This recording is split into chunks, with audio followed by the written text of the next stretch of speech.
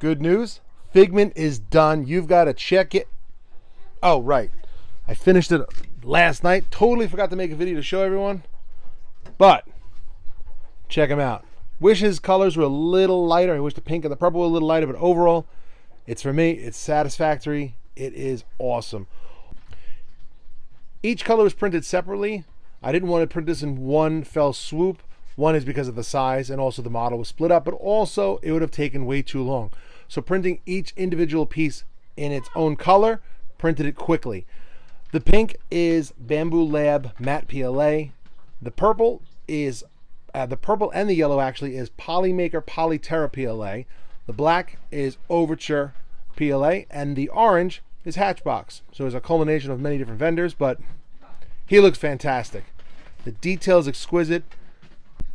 So to capture a little bit more detail, I printed the body and most of the other parts at 0.2, but when I did the face and most of the face details, I did it at 0.02 to get a lot more detail, less layer lines, and quite frankly, very happy with the outcome.